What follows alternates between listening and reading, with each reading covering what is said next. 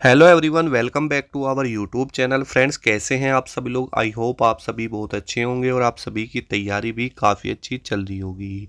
देखिए दोस्तों, अगर आप भी जीडी में इस बार सिलेक्शन लेना चाहते हैं ना, तो आप भी ये सोच रहे होंगे कि न जाने इस बार कितनी कट ऑफ जाएगी। ठीक है, देखिए दोस्तों, मैं यहाँ पर आपको 4 बड़े कारण बताऊँगा जिसकी वजह से इस बार जो कट ऑफ है ना, वो यहाँ पर कम रहने वाली है। जी हाँ दोस्तों, सबसे पहली तो बात आप एक चीज़ समझिए, जो मैं आपको समझाऊंगा ना, सारी चीज़ें प्रूफ के साथ मैं बताऊंगा और आप खुद समझ जाएंगे कि ये कट ऑफ कम क्यों जाएगी, कितनी जाएगी, क्या मुझे फिजिकल की तैयारी करनी चाहिए, नहीं करनी चाहिए।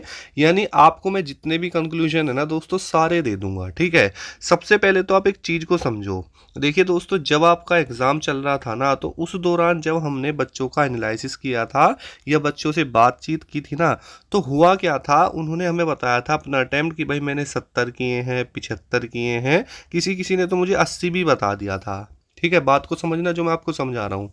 अब हुआ क्या, जब दोस्तों आपकी आंसर की आई, ठीक है, आंसर की आने के बाद में ये 70 वाला बच्चा ना भाई साहब 35 पर था।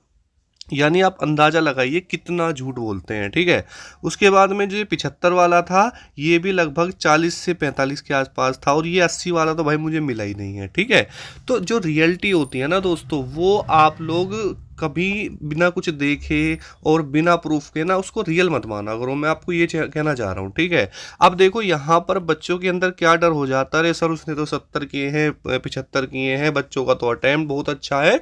तो भाई साहब, जब आपके मैं एग्ज़ाम लेवल की बात करूँ ना, तो देखो दोस्तों, आप अभी एग्ज़ाम दे रहे हैं। ठीक है, और आपसे कहीं ज़्यादा एक्सपीरियंस हमें है।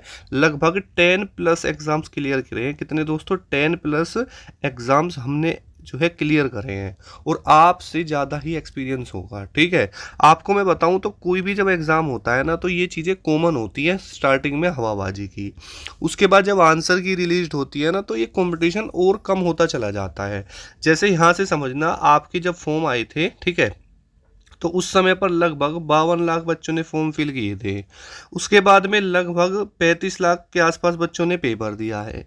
उसके बाद जब आंसर की आई है ना, तो भाई ये जो 35 लाख का डाटा है ना, बस ये लगाओ कि तुम इसमें से 10 या 20%, यानी 20% आप मान लो, 20%। देखिए फ्रेंड्स, अगर आप भी अग्निवीर आर्मी एनईआरजीडी की तैयारी कर रहे हैं, तो आपके लिए बेस्ट बुक हो सकती है। देखिए दोस्तों, ये जो किताब है एजुकाजोन पब्लिकेशन की है, और इस किताब के अंदर आपको मिलता है एक सोल्ड पेपर जो कि आपका रियल पेपर है, 2450 से भी ज़्यादा MCQ question, 50 practice set with solution. साथ ही दोस्तों, कोशिश की गई है कि जो आपका 100% सिलेबस है उसको इसमें कवर किया जाए। ठीक है दोस्तों, इस किताब को जो है बिल्कुल एक्सपीरियंस टीम के द्वारा तैयार किया गया है, जो कि हर सब्जेक्ट का अपना अलग ही एक टीचर होता है। ठीक है, और उनके एग्ज़ाम के पॉइंट ऑफ व्यू से, और जो आपका एग्ज़ाम आएगा ना दोस्तों, उसमें कोशिश की गई है कि सिमिलरिटी रहे, यानी जो क्वेश्चन उन्होंने तैयार किए गए हैं वो वही हैं जो कि ज़्यादातर पेपर में पूछे जाते हैं। ठीक है, तो जैसे कि आप देख पा रहे होंगे, सेम आपको ऐसा ही लगेगा कि आप रियल पेपर दे रहे हैं। और इस किताब की सबसे बड़ी खासियत ये है कि इसमें आपको कोशिश की गई है कि 0% एरर मिले, है ना। तो दोस्तों, अगर आप भी चाहते हैं कि कम समय में अच्छी तैयारी करें, या अपनी तैयारी को हम जांचें और अपनी तैयारी को और ज़्यादा मजबूत करें, तो ये आपके लिए बेस्ट कंटेंट है। इसकी जो लिंक है मैंने नीचे डिस्क्रिप्शन बॉक्स में दे रखी है, जाइए और अभी परचेज कर लीजिए। दोस्तों, ही ऐसा बच्चा बचा हुआ है जो कि अभी कंपटीशन में है। ठीक है, यानी ये डाटा डाउन होता जाता है। क्यों डाउन होता जाता है? क्योंकि स्टार्टिंग में नंबर ऑफ फॉर्म ज़्यादा होते हैं। अब देखो, एसएससी जीडी में ज़्यादा फॉर्म फिल होने के कई रीजंस हैं। सबसे पहला रीज़न तो ये होता है कि ये ओनली 10th पास वैकेंसी है। इसमें ना ही कोई आपको स्किल की ज़रूरत है, ना ही किसी क्वालिफिकेशन की, अदर क्वालिफिकेशन की ज़रूरत है। ठीक है, ना इसमें कोई टेक्निकल जो क्वालिफिकेशन की ज़रूरत है, मात्र 10वीं पास है। और हर साल ना जाने कितने लाखों बच्चे तो 10वीं कर लेते हैं, ना जाने कितने बच्चे एज में आ जाते हैं। जैसे पिछले साल किसी ने करी, उसकी 17 ईयर्स एज होगी, अब वो 18 में आ गया होगा जब ये वैकेंसी आई। तो इस वजह से दोस्तों फॉर्म फिल होते हैं।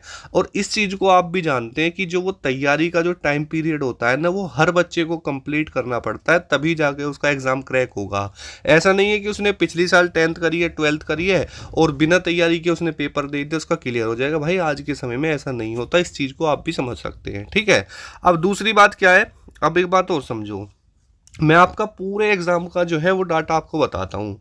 देखिए दोस्तों, जब आपका स्टार्टिंग में एग्ज़ाम स्टार्ट हुआ, तो उस समय पर जो लेवल चला दोस्तों स्टार्टिंग में, वो वाक़ई ही ईज़ी था, इसमें कोई डाउट नहीं है।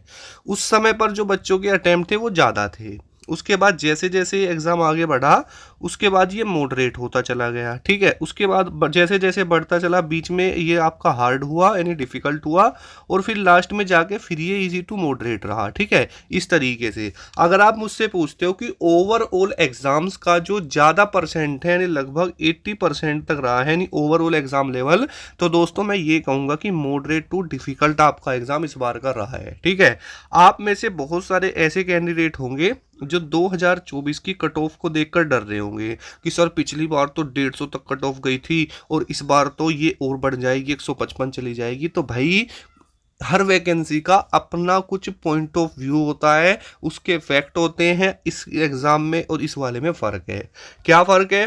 पहला फ़र्क तो दोस्तों यही मैंने आपको बता दिया, जो कि सबसे ज़्यादा इंपॉर्टेंट होता है, एग्ज़ाम लेवल, ठीक है। अगर दोस्तों आपका एग्ज़ाम लेवल इजी है तो बच्चों के अटेम्प्ट बढ़ जाते हैं, और अगर एग्ज़ाम लेवल डिफ़िकल्ट है तो घट जाते हैं। ये बात आप क्लियर समझते हैं? अब देखो, यहाँ पर मैं आप समझाता हूँ नॉर्मलाइजेशन।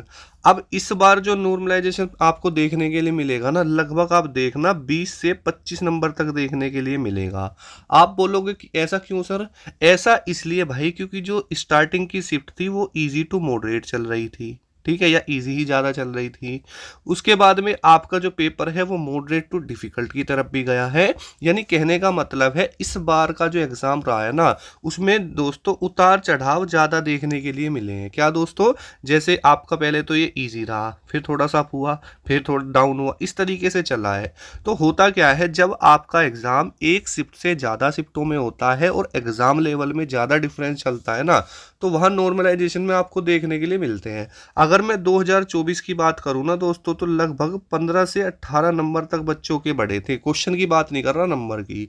तो भाई, पहले के अकॉर्डिंग में और ये 2025 में दोस्तों फ़र्क है। यहाँ पर आप देखना 20 से 25 तक बढ़ेंगे, इस बात की मैं आपको बता रहा हूँ, ठीक है। उसके बाद में बात करते हैं कि यहाँ पर आपके एक डाउट और रहता है कि सर जैसे टोटल क्वेश्चन 80 आते हैं, ठीक है, 80 क्वेश्चन हमारे टोटल हैं। इसमें से मैंने क्या किया है सर, 50 क्वेश्चन तो मेरे सही हो गए और 30 क्वेश्चन मेरे गलत हो गए। क्या मुझे नॉर्मलाइजेशन में कम फायदा होगा? तो दोस्तों, मैं अगर अपना पर्सनल एक्सपीरियंस बताऊं तो दोस्तों ऐसा नहीं होता। क्यों? क्योंकि इस चीज़ का आपको भी पता है कि अगर आप कोई गलती करते हैं तो उसकी सज़ा एक बार ही मिलेगी। तो जब आपने यहाँ पर ये कर दिए तो इसमें नेगेटिव मार्किंग है, तो आपके नेगेटिव में कट के जो रो मार्क्स आएंगे ना, रो मार्क्स आएंगे, उसमें आपका नॉर्मलाइजेशन ऐड होगा। और जो ये नॉर्मलाइजेशन के नंबर्स है, ये जो डिपेंड करते हैं, ये आपकी शिफ्ट पे करते हैं कि आपके शिफ्ट का, पूरी शिफ्ट का, यानी जहां भी एग्जाम हुआ है ना, ओवरऑल कैंडिडेट्स का जो एवरेज स्कोर है ना, उससे ये कंसीडर किया जाता है कि आपकी शिफ्ट का जो लेवल है अकॉर्डिंग टू अदर शिफ्ट वो क्या रहा है, ठीक है। तो ये होता है, बात को समझ रहे हो? अब देखो, यहाँ पर जो एसएससी जीडी की कट ऑफ जाती है वो अलग अलग स्टेट वाइज जाती है ना, बात को समझ रहे हो? और अलग अलग ये आपको पता है कि इसमें आपके 3 हैं, जैसे जनरल एरिया है, नक्सल एरिया है और बॉर्डर एरिया है, ठीक है। तो हम जो यहाँ पर बात करेंगे, जो कुछ स्टेट ऐसे हैं और जो हिंदी भाषी स्टेट हैं, जो अच्छी खासी यहाँ कट ऑफ जाती है, हम वहाँ की एक एवरेज सी लेके बात करेंगे। बाकी आप खुद समझदार हो, उसी के अनुसार आप अंदाज़ा लगा लेना कि कितने का कम कम नंबर आपके वहाँ कट ऑफ जाती है, ठीक है। जैसे दोस्तों, अगर हम यहाँ पर मेल कैंडिडेट्स की बात कर लें, ठीक है, तो दोस्तों अगर आप जनरल कैटेगरी में हैं और जो आपने अपने रो मार्क्स देखे हैं आंसर की में, तो दोस्तों अगर आप 60 क्वेश्चन के आसपास हैं, किसके दोस्तों, 60 क्वेश्चन के आसपास, इसमें आप प्लस माइनस 3 क्वेश्चन करके चलना, ठीक है, तो आप बिल्कुल सेफ हैं दोस्तों, ठीक है। उसके बाद बात करते हैं, तो भाई 60 भी थोड़ी जो है कम थोड़ी होते हैं, 120 नंबर बनते हैं, आप खुद इस चीज़ को देखो। उसके बाद अब सोचोगे, जैसे आपके 120 नंबर हैं और प्लस दोस्तों इसमें आपके 10 नंबर ही बढ़ गए, तो कितने हो जाएंगे, 130 नंबर हो जाएंगे। और 130 नंबर बहुत होते हैं भाई, ठीक है, जैसा आपका लेवल रहा है।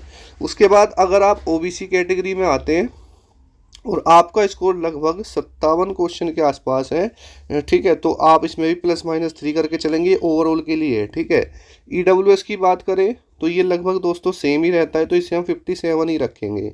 इन दोनों में दोस्तों 1 या 2 क्वेश्चन का अप डाउन हो सकता है, वो चीज़ अलग है, लेकिन मैं इस चीज़ को हमेशा कॉमन ही बताता हूँ। क्यों? क्योंकि इनमें ज़्यादा डिफरेंस आपको देखने के लिए नहीं मिलता।